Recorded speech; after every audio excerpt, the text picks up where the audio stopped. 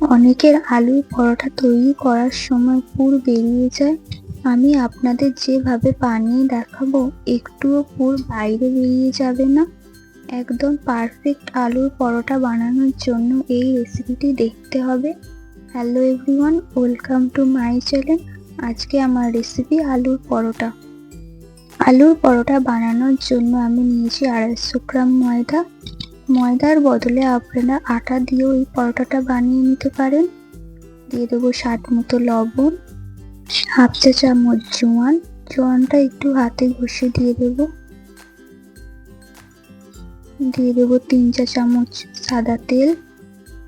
সব কিছুকে ভালো করে ময়দার সাথে মাখিয়ে নিতে হবে। উষ্ণ গরম জল দিয়ে মেখে নেব ময়দাটাকে। গরম জল দিয়ে মাখলে ডোটা খুবই সফট হয়।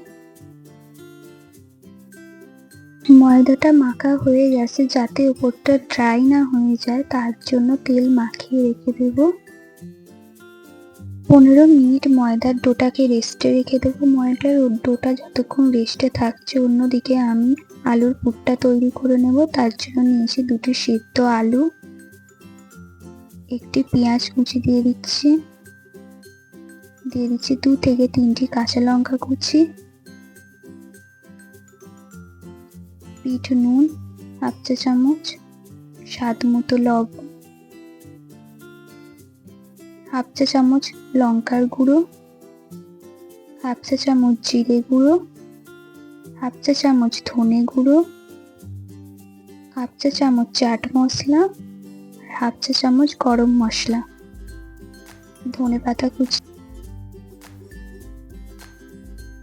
সব কিছু উপকরণকে আলুর সাথে ভালো করে মাখিয়ে নিতে হবে।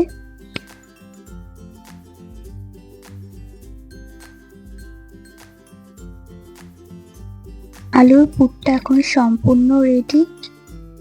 15 মিনিট পর ময়দার ডোটাকে আবারও একটু মেখে নেব। তারপরে যে কটি পরোটা বানাবো সেই অনুযায়ী ভাগ করে নেব। অন্য পরোটার থেকে একটু বড় সাইজের লেচি কাটতে হবে। এখান থেকে একটি ডোকে নিয়ে শুকনো ময়দা দিয়ে বেলে নেব।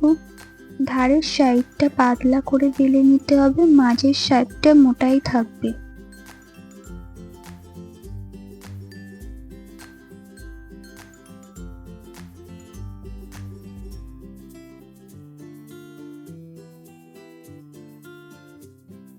দেখুন, আমি এইভাবে বেলে নিয়েছি।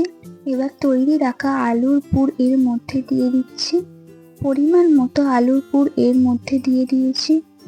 এবার এইভাবে ধারগুলো মুড়ে মুড়ে ভাঁজ করে নিচ্ছি।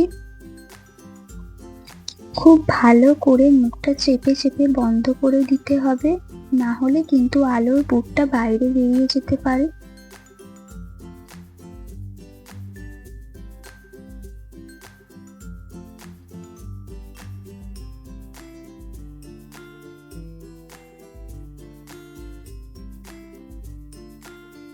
প্রথমেই আলুর পরোটাটা বেলে নিব না, এইভাবে হাতের মাধ্যমে চেপে চেপে বড় করে নিব।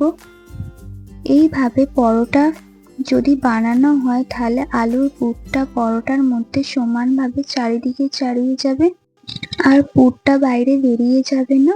এবার হালকা হাতে চাপ দিয়ে পরোটাটা বেলে নেব।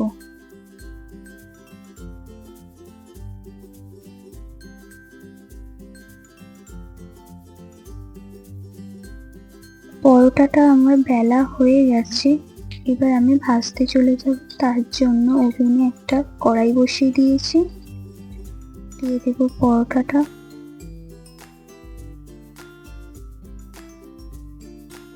তেল না দিয়ে দুদিক ভালো করে সেঁকে নিতে হবে।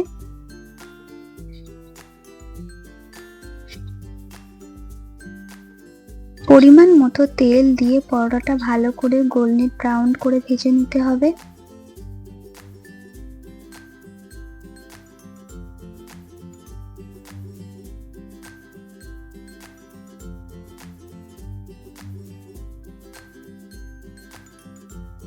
পরোটাটা আমার ভাজা হয়ে গেছে, আমি তুলে নিচ্ছি। সেম প্রসেসে বাকি পরোটাগুলোও ভেজে নিচ্ছি।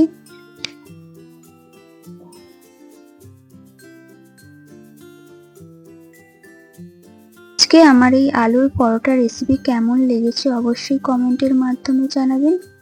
রেসিপিটি ভালো লাগলে লাইক করবেন, বন্ধুদের মধ্যে শেয়ার করবেন। ভিডিওটি যারা আমার ইউটিউব থেকে দেখছেন তারা চ্যানেলটিকে সাবস্ক্রাইব করে নেবেন, আর যারা ফেসবুক পেজ থেকে দেখছেন পেজটিকে ফলো দিয়ে নেবেন। দেখা হবে নতুন কোনো রেসিপির সাথে। সুস্থ থাকবেন, ভালো থাকবেন। ধন্যবাদ।